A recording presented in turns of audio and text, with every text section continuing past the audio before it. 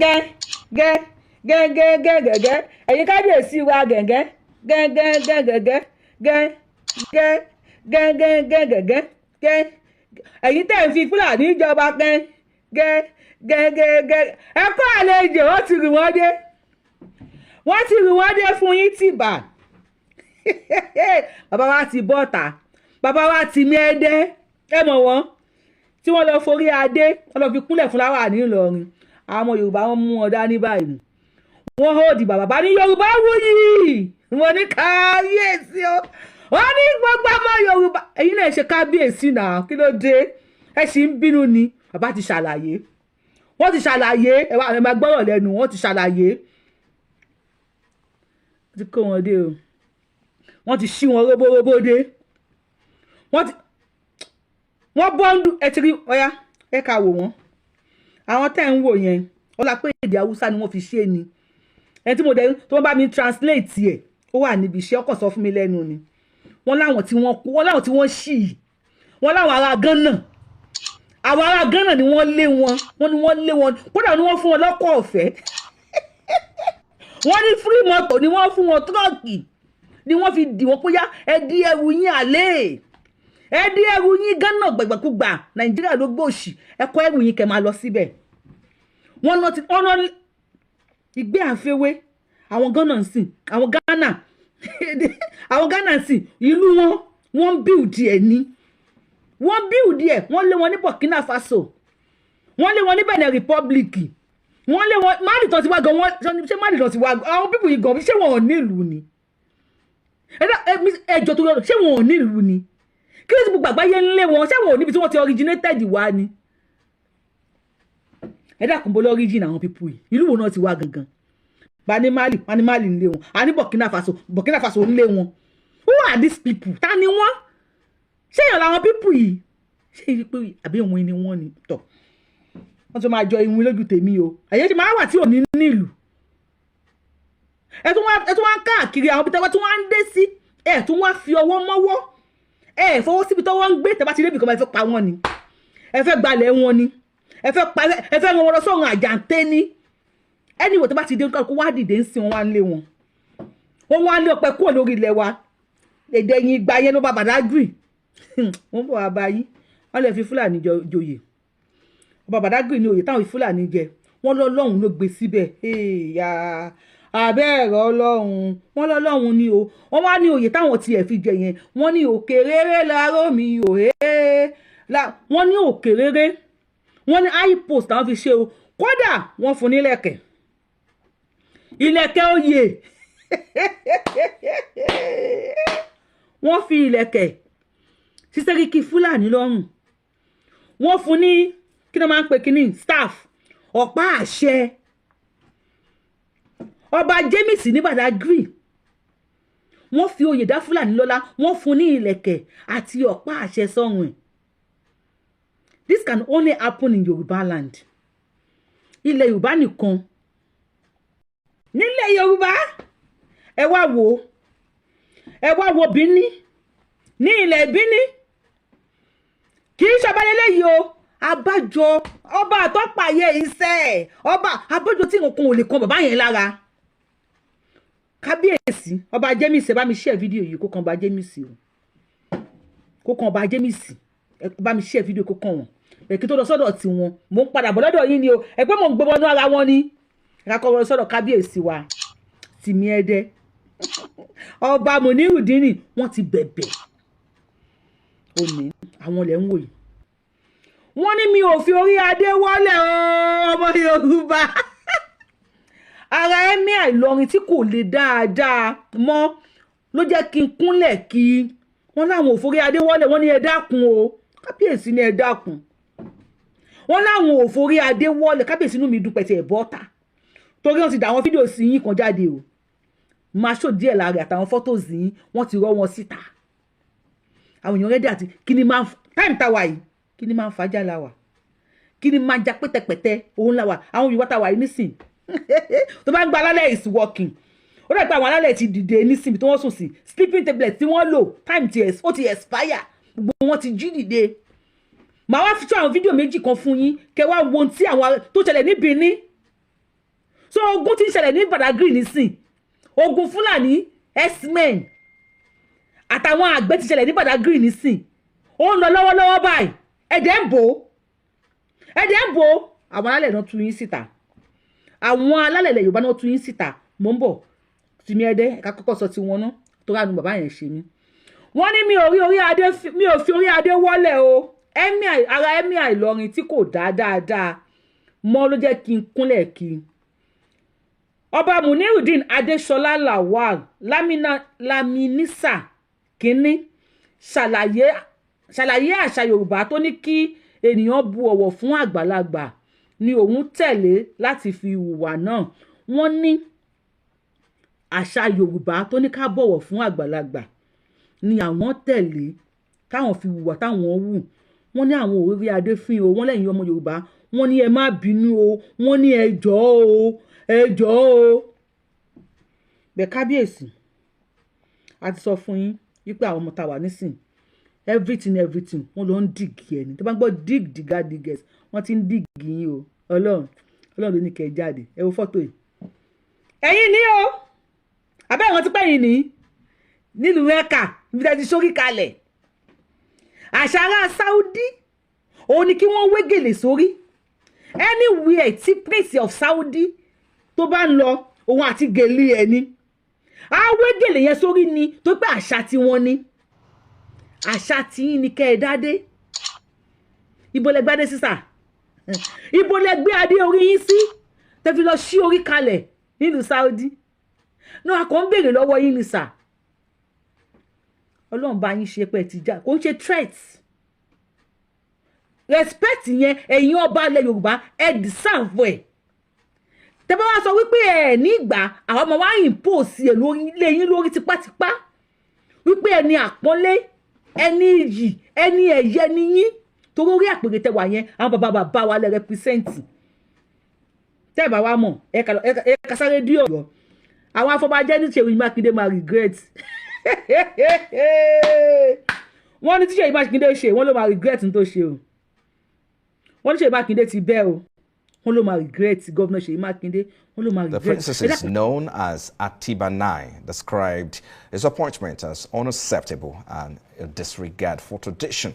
They say that Owade's appointment by Governor Ṣèyí Mákindé was not only contrary to the deeply rooted customs, culture and traditions of OYO, but also a violation of the rule of law, which should guide the selection process for the throne. Well, joining me now is a representative of the OYO Prominent Sons Group of Fabi Oladimeji. He joins me live in the studio here. Thank you so much for your time on the news. Well, you and the rest of the kingmakers called the Atiba 9 princes, you've raised some concerns against the disappointment, right? And of course, first is that what are those specific concerns that you've raised, that you have regarding disappointment? That is when, and secondly, I need you to also shed, some light on the processes, all right, the traditional processes involved in selecting a new monarch and the role of the kingmakers in the process. Okay, thank you very much. I'm happy to be here. Let me start by saying that what we experienced in OYO in the last few days is quite pathetic. It's unfortunate. OYO shouldn't be. OYO is the basin of tradition in Yoruba land, and is the heritage of Yoruba land that has values, that appreciate value, that carries so much weight. So if anybody is trying to toy with that, it's really going to, I have no doubt that it's going to backfire. Let me say this. With what has happened in OYO now, with what is happening now in OYO, I think Governor Ṣèyí Mákindé has placed a huge moral burden on himself that he will live with it for the rest of his life. I pray it grows to maybe 70, 80, 90 when he reflects, and he will regret the decision he has taken. Because I have not seen, even if you want to rewrite history, you want to rewrite tradition, this is not the best way to rewrite it. Having said that, there are a couple of things that are wrong because there were gross violation of both the custom, tradition, and even law. Kí ni tí wọ́n fẹ́? tí kò gbé ẹni tó yẹ pé ìtàn bàbá bàbá ẹ̀ ó sọ fún wa wípé òun ló kọ́ ba àṣà àti ìṣẹ̀lẹ̀ Yorùbá jẹ́ nílẹ̀ Yorùbá ṣé òun nìkan gbé sórí àpèrè ok ẹ jẹ́ kó get started láàrin àwọn afọbajẹ àti àwọn alálẹ̀ àti Ṣèyí Mákindé ṣe mọ̀ pé mi ò sí mẹ́gbà tán dífá mi mọ̀ tí fá sọ ṣùgbọ́n ẹ̀yin náà wò ẹni ayé ń fẹ́ ìlúfẹ́ mi lóyè ní ọba yìí kò tí ì dórí àpèrè gan wọ́n fún ní kí everybody ti ń jó wọ́n ti ń yọ̀ ṣe rí ọba yìí mi ò mọ̀ rí o ọba àwọn adé yìí mi ò mọ̀ rí ṣùgbọ́n ẹ̀yin náà ẹ̀ gbọ́ EFCC ti ń invite àwọn afọbajẹ EFCC wọ́n kó afọbajẹ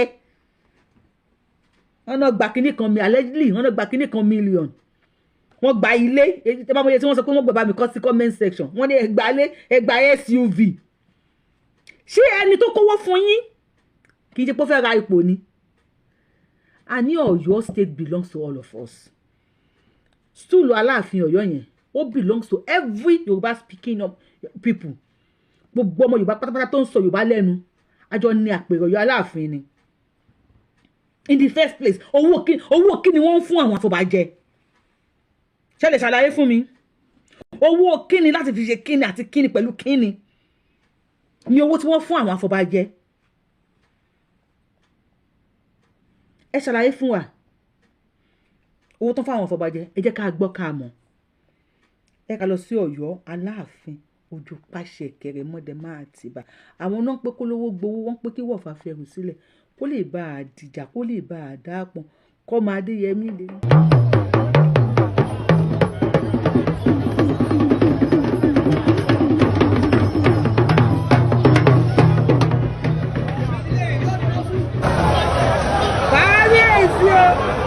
èyí náà wò tó lè yẹ kábíyèsí yàgbé òye èyí náà wò kábíyèsí ló ń bọ̀ náà ó ní tí mo fẹ́ mú yọ ń bẹ̀ o lẹ́yìn kábíyèsí ìlú ẹ̀kọ́ ọ̀wẹ́ mo fẹ́ wá ṣe lé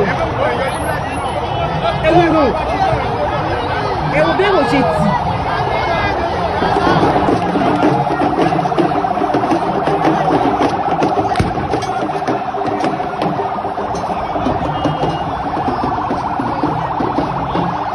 Ṣèyí Mákindé máa regret dey play àfẹ́ Fúlàní lórí àkàrà àtẹ̀tẹ̀lẹ̀ gbogbo ẹnikẹ́ni sí ọ̀rọ̀ àti pàpẹ́ bá ti wà burúkú ọmọ ayọ̀ owó ẹ̀ lára àwọn ọmọ yìí kábíyèsí ló ń bọ̀ ẹ ṣe kábíyèsí comment section o kábíyèsí o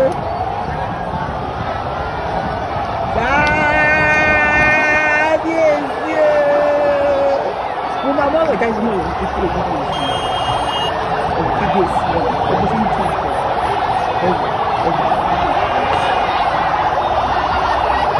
ìfẹ́ sọ̀rọ̀ sọ́nà orúkọ tẹ̀ ọ̀pọ̀ máa ń rìn nínú ẹ̀mí ọlọ́mọ fún Aláàfin kábíyèsí náà wọ́n wà láyé ọmọ kúkú kò bẹ̀rẹ̀ ọmọ nǹkan ìrìn àjò Alex máa ju kẹrẹ sáma hùn ayọ̀ pàlálà sáma hùn ayọ̀ kábíyèsí o kábíyèsí o ẹ ti kábíyèsí ẹ ti abẹ́rẹ́.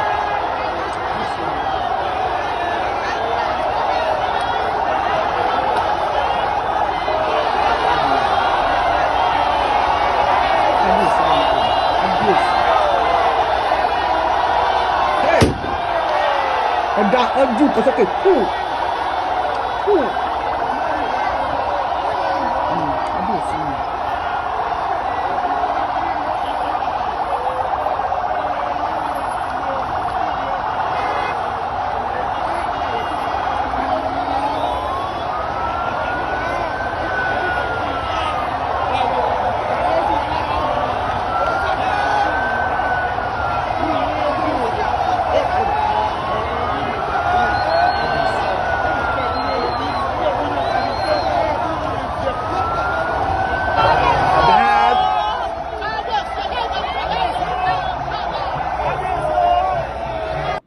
kábíyèsí àbí kò yẹ o ipò ọba dára o ipò ọba dára o ipò ọlá ipò yìí wù mí lọ́pọ̀lọpọ̀ mo sì máa débẹ̀ o Àbẹ̀ní máa dẹni àtàtà máa dẹni ọlọ́lá máa dẹni àtàtà máa dẹni àyẹ́sí máa dẹni àtàtà máa dẹni àpọ́nlé borí bá ń jọba lọ́la o mo sì máa débẹ̀ o. Rántí orin yẹn mọ́ ni wípé ẹni àtàtà ẹni àpọ́nlé ẹni àyẹ́sí ni yín ipò tẹ́lifọ̀dì fi ń tọ́ pé torí bá ń jọba lọ́la àwọn á débẹ̀ ipò yẹn lẹ́yìn fi ń wọlé lẹ́yìn forí adé play game ẹ má forí adé play bàbá Ìjẹ̀bú mọ́ o kábíyèsí ẹ̀yin èèyàn mi ṣe dáríjì kábíyèsí abẹ́ dáríjì wọn ṣe apology accepted abẹ́ accept apology wọn ẹ bá wa sọ̀rọ̀ sókè apology wọn bá wa accepted àwọn tẹ́ ń gbà láyé ọba Badagry ok jẹ́ ká ṣe báyìí ọba Badagry kọ́kọ́ wá sọ́dọ̀ yín náà àwọn tẹ́ ń kó sọ́dọ̀ let's see Fulani Lagos ruler installed Seriki Fulani in Badagry. The ruler of the Kweme kingdom in Badagry Ọba Sejiro James mi mo orúkọ yín pé o let me start again. The ruler of the Kwame kingdom in Badagry Ọba Sejiro James the Aolu of Kwame has installed Muhammad Umar as the Seriki Fulani of Badagry. The ruler of Kwame kingdom in Badagry Ọba Sejiro James the Aolu of Kwame has installed Muhammad Umar as the Seriki Fulani of Badagry. Kí n tó wá proceed lórí ẹ̀ kábíyèsí mo fẹ́ fi kinní kan hàn yín mo kàn fẹ́ kẹ́ sáré bá mi wo kinní yẹn ní bá mi ṣe èkó kan kábíyèsí. This is what happened in Katsina ní àná. Bọ̀nú níjẹta wọ́n pa ṣégeṣége sí àwọn èèyàn lára lánàá. Katsina ni terrorist attack Katsina government hospital wọ́n yìnbọn fún doctor wọ́n kó àwọn aláàárẹ̀ 5 lọ. Kábíyèsí tó install Fulani S-men wọ́n ogun Fulani àti àwọn àgbẹ̀ńṣẹlẹ̀ ní Badagry lọ́wọ́lọ́wọ́ báyìí wọ́n ní wọ́n ń bò ní but to persuade them ní pé kẹ́ fi wọ́n jẹ oyè. Kábíyèsí ọ̀rọ̀ ẹ̀yin kábíyèsí wa ẹ dàbí ọkùnrin tí ò wà competent tó tí ò dára ẹ̀ lójú ló máa ń fi everything please obìnrin pé kó lè bá a fẹ́ mi kó lè bá a fẹ́ mi kó lè bá a fẹ́ mi obìnrin tí ò dára ẹ̀ lójú ló máa ń fi everything please ọkùnrin pé kó lè bá a fẹ́ mi because ẹ lè stand on your feet láti defend ilẹ̀ Yorùbá àbí mama má ti ń ka kíní yín lọ mama ju fídíò fún yín tẹ́ máa fi mọ̀ wípé ẹ ti gbàlejò ọ̀run ṣé àwọn tí wọ́n lé bí ẹ Badagry náà ń bọ̀ àbí no ṣé ìyẹn máa wà Badagry a máa wò kí wọ́n lé àwọn fámìlì ẹ̀ ní Ghana kò ní ká máa bọ̀ ẹ rántí pé gbàtí Buhari débẹ̀ ó ṣílẹ̀kùn fún wọn ní pẹ̀lú El-Rufai ẹ ti ṣílẹ̀ kábíyèsí àdúrà yẹn máa gbàdúrà sọ Ọlọ́run o kẹ́ni tí máa ṣẹlẹ̀ ní Badagry o kí anything kó ń ṣe threat àwọn òde threat ní kábíyèsí fídíò yìí ẹni 16th of January 2025 ó máa wà ńlẹ̀ àbúrò oníṣẹ̀lẹ̀ o èyí ní 15th ọjọ́ 15 oṣù kínní ọdún 2025 àbúrò oníṣẹ̀lẹ̀ o ṣùgbọ́n lọ́wọ́ bí táwa dé yìí bàbá Tinubu ẹ̀jọ́ torí Ọlọ́run ọba anywhere tí ọba bá wà tí Fúlàní ẹ̀sùn bá fi lè ṣe anything for anybody ẹ fi àwọn aráàlú lẹ̀ pẹ̀lú kábíyèsí ẹ fi àwọn aráàlú lẹ̀ pẹ̀lú àwọn ọba tó bá ti ṣe anything fún yín nílùú kan ẹ kú anything tó bá fi lè pa anybody ẹ dúró síbẹ̀ bàbá Tinubu a máa pe àwọn tó yẹ ká pè lókè ẹ fi ọba kí ọlọ́pàá kankan má dá sí ẹ fi àwọn ọba lẹ̀ pẹ̀lú aráàlú ni wọ́n jọba lé lórí. Now let's go àwọn máa ju fídíò lẹ̀ so àwọn máa lè mọ̀ nǹkan tó ń ṣẹlẹ̀. The ruler of the Kwame Kingdom in Badagry, Oba Sejiro James, the ILU of Kwame, has installed Muhammad Umar as the Seriki Fulani of Badagry. Fulani socio-cultural organization in Southwest and the neighboring Benin Republic graced the occasion. Wọ́n wò ìbí wọ́n ṣe yàwó Badagry ìjọ yẹn ní kẹ̀tíkẹ̀tí wọ́n á ti mójú lẹ̀ dáadáa bí.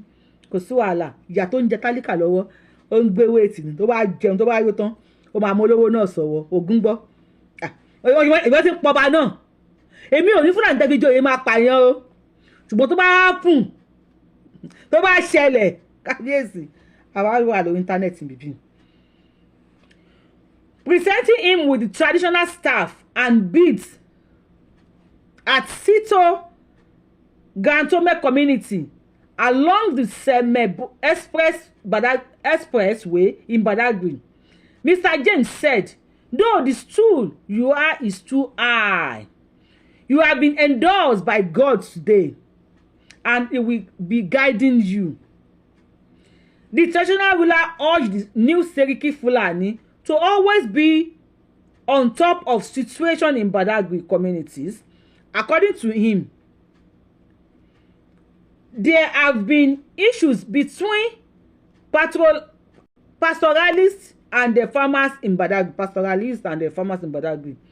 Okay, mi ò pé mi ò gbóyìnbó bá English so mi ẹ bá mi gbà bí ṣe pé ní idea nìkan la need. Okay, the traditional ruler urged the new Seriki Fulani to always be on top of situation in Badagry communities. According to him, there have been issues between pastoralists and the farmers in Badagry. He urged him to have someone in his cabinet who would represent him in some other communities in Badagry so that he would be on top of things. So kábíyèsí fún ní staff ọ̀pá àṣẹ. Kábíyèsí gbé ọ̀pá àṣẹ lé Fúlàní lọ́wọ́ ní Badagry. Ó fi ilẹ̀kẹ̀ sí lọ́rùn. Kábíyèsí ká tó tẹ̀síwájú ẹ wá wo fídíò yìí. Because tó bá pẹ́ ẹ̀ ní gbọ́ àwa náà ò ní gbà. You need that there for Benin Kingdom wey one over day. Oga say make you need that. Say make you need that. You can't really call for Benin. For Benin, we not agree. Eh? You see, put B join now, draw and come down. This is the height anybody can do to us as people. Where Baba dey for here? Where Baba dey? Eh? You see the height of insult, the level we have reduced ourselves. Eh? Guapata, see the one dey my back. Guapata na eba for here. Guapata, because everything money we dey fool ourselves. They go. Oga, stay here. Make they go look for something. They go baba. This one a tradition. Even governor, wait there. Don't say you no go fit baba. Tinubu no fit baba and put for head. You see am? Guapata na put for head for Benin Kingdom. Oga, look for baba. Give am result plate. Agbe, Agwaredo. Hey, wait, title chief the bab. Like a John way dey here. Now, not saying that this kind of head the bab. You can't put down. You don't fear. You don't even think am. Because this some of our people they don't know themselves. My tradition, I use how they play to anybody. As an Edo man, I can die because of my tradition. So you just come they put this air here, put they waka they go. Some fools among us they look. Me not they look because if I look you are not taught the ancestor the land will kill me. So we not agree. Maybe there's a blade come baba. It put be long beach for neck. If I near. Put and join her for neck. That is time for that judgment. Now bracket her. Give it for me, baba. Follow you here.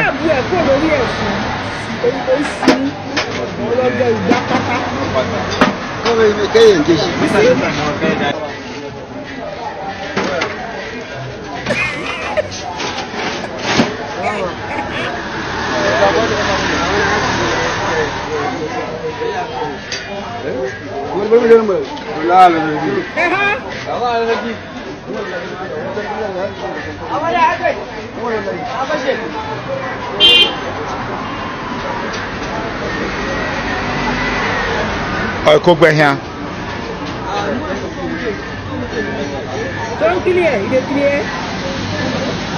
Emma won't match it. It is clear. Lord, the Bakata sorry. You can't thank you, Lord.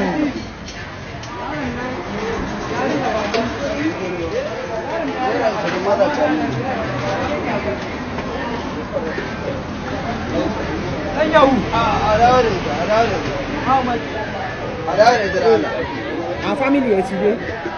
We can't go on. I don't know. We can't be.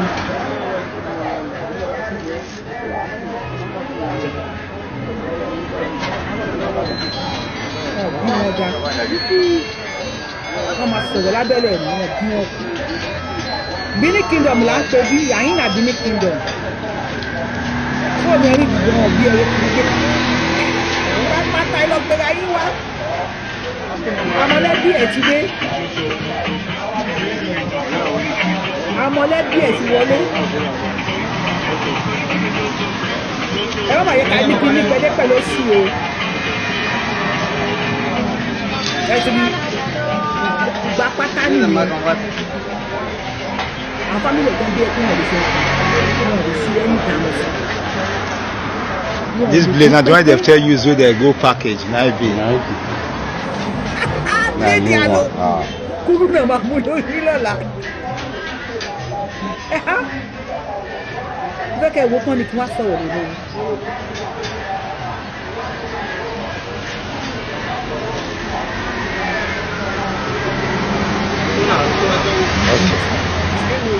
Inú mi ń dùn bí ẹni pé ká ní àwọn èèyàn gidi nílẹ̀ Yorùbá adẹ̀ ní. Ọmọ ayé rẹ̀ náà gbé ní kẹfù náà zẹ́fù. Ọ̀ya scraper. Sọ́fìrì náà wọ́n pèlè ẹ̀ o, even though he won't pay sef. Even though he pay himself. Gbogbo even though he pay himself. Olọ́gbẹ́ ìgbà pátá sórí ṣe fẹ́ kà.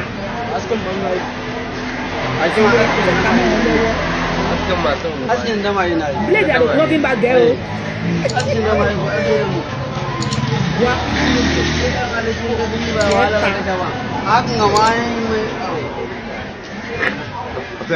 That one, sir. On a the guac, on a the nyam, on a the vie bae.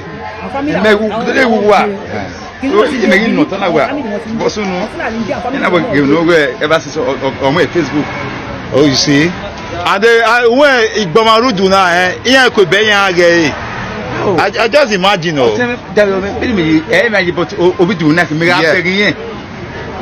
I walk back as well. I do not buy it. I walk me in I walk back as well. What be in chocolate? Àtẹ́wọ́ ẹ bá mi pàtẹ́wọ́ fáwọn ará Benin Kingdom. Please, a round of applause for. Ṣé wọn deserve àtẹ́wọ́ ni? Ugba pátá nìkan lòun get sórí nísìn. Wọ́n mú jókòó ni. Wọ́n ní they have to respect their ancestors. Tóun bá rí tóun ò sọ̀rọ̀. Wọ́n ní àwọn ancestors àwọn máa bínú. Jọ. Èyí tẹ́ ń wò mí.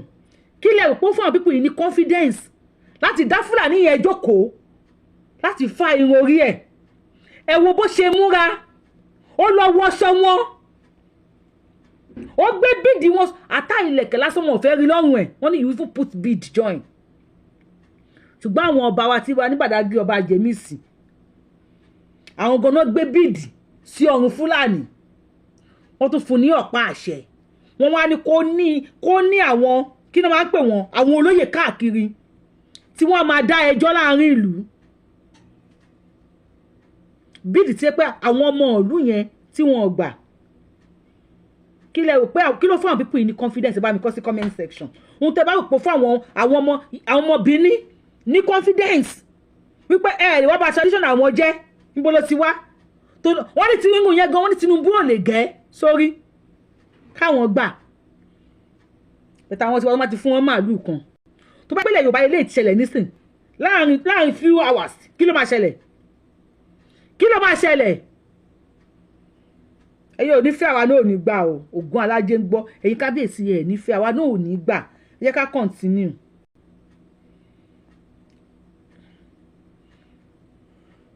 SEYI Yusuf, the chairman of the APC for Arewa communities in Lagos State, urged Fulani and the Yoruba to join hands to achieve their goals of unity and growth.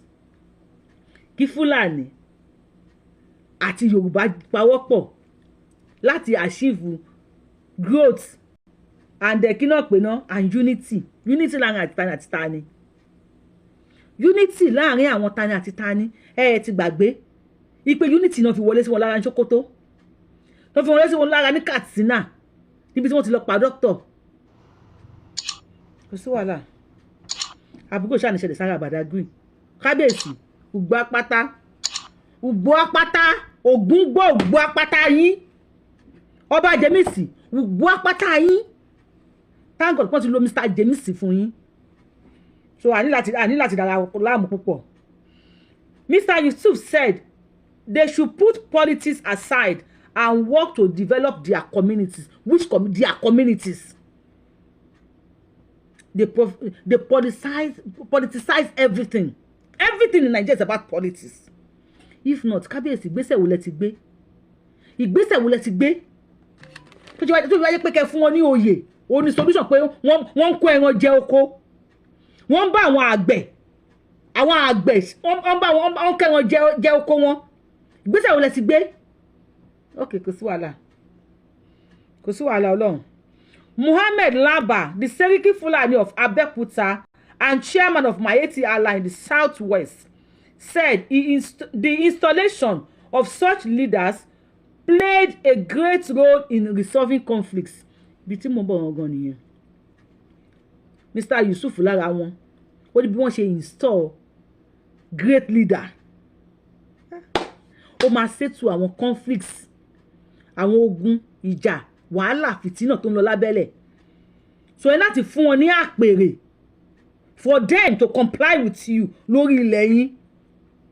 Àwọn ọmọ Benin Republic, àwọn ọmọ Benin Kingdom, ní the same Nigeria, tó pọ̀ bá wọn ọba àtọ́pàyè iṣẹ́ even Bobrisky wọ́n sọ pé òun ya wèrè tó ó dárúkọ ọba wọn báyìí wọ́n bá fà á ni ọba ọ̀la lè jà fún nínú yín ìjà tá à ń jà fún yín gan kan fi tipátipá jà ni kò sẹ́yìn fúnra yín ẹ̀ fira yín sípò tí yẹn fi lè jà fún yín sọ ọ̀nà máa sẹ́tù nísìn ẹjọ́ ẹni tó bá dá oko bíi 5 million tí Fúlàní kẹran jẹ́ tó bá wá report tá ló máa report fún Seriki Fulani tó yẹ ti yọwọ́ yọ ẹ ti sọ níbẹ̀ ni pé yọwọ́ yọsẹ̀ ẹni kò ní àwọn olóyè káàkiri tí wọ́n máa it should be on top everything and if we get olóyè káàkiri àwọn tí kò bá ṣẹlẹ̀ níbì kan àwọn náà máa wá sọ tí kò bá ṣẹlẹ̀ níbí bí àwọn náà máa wá sọ wọ́n máa lọ sọ fún tó bá wá mú àgbẹ̀dẹ wájú ẹ̀ táǹgbẹ̀ sọ pé oko tó ń jẹ 5 million ni ṣé Seriki Fulani á ní kan lọ sọ 5 million fún àgbẹ̀ yẹn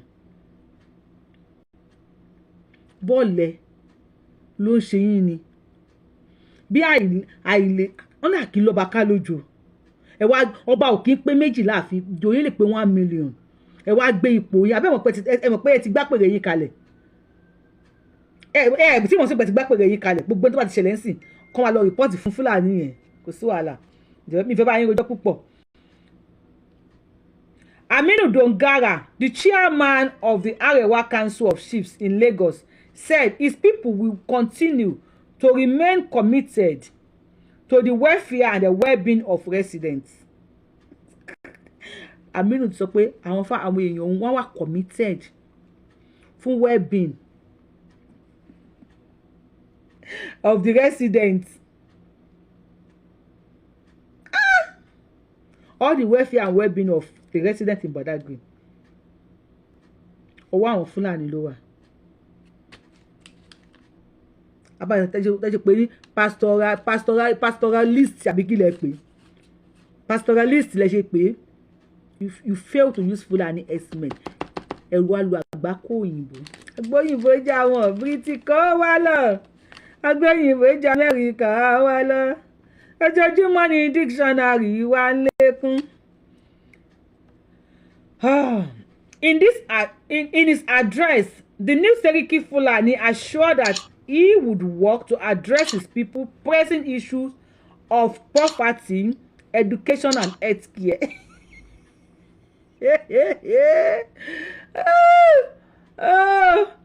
ẹ ti gbọ́ wọ́n work láti press kìíní fún poverty àti education pẹ̀lú welfare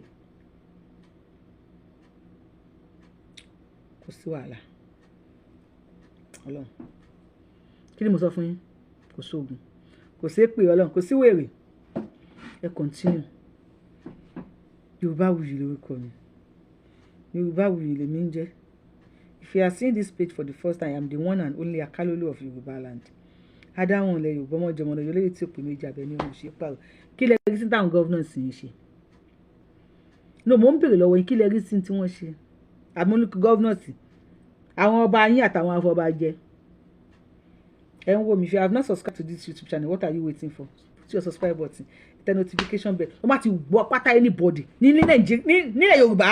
Èèyàn ọba àmọ́ ní kò gbé kó gbọ́ pátá onítọ̀hún wá sọ́dọ̀ yín ni àmọ́ ní kò ṣe kí ni kí wọ́n gbọ́ pátá onítọ̀hún wá sọ́dọ̀ yín ni èyí náà ti ń kọ̀tàn sílẹ̀ ẹ̀ ń kọ̀tàn ọba tó fẹ́ jẹ lọ́yọ̀ state ká sọ pé orí àpèrè aláàfin kò kí ń ṣe for sale ṣe òkú ìtàn bàbá ẹ̀ ló jẹ èyí náà ti ń pìtàn kalẹ̀ lásìkò yìí tó ń gbóná yìí ẹdún àwọn adé tí wọ́n gbé sórí àwọn ọba ṣé kò ṣiṣẹ́ mọ́ ni àwọn ọba tó máa sọ̀rọ̀ tí àṣẹ máa tẹ̀lé straight kò ṣiṣẹ́ mọ́ àwọn olùkẹ́rẹ́ yín kọ́ kò ṣiṣẹ́ mọ́ ẹ jẹ́ kó gbọ́ pátá anybody tó bá ti gbọ́ pátá anybody àwọn ayé máa gbọ́ pátá yín kábíyèsí o Ògún ń gbọ́ wọ́n máa gbọ́ pátá yín èyí lè máa kó security sójú ọ̀nà kó máa wọlé wá bá yín kó máa wá ṣe àwọn ọmọ tálíkà jàgàjàgà kò sí ní tó jọ àsìkò táwa àwọn alẹ́lẹ̀ ti dìde nobody dey sleep again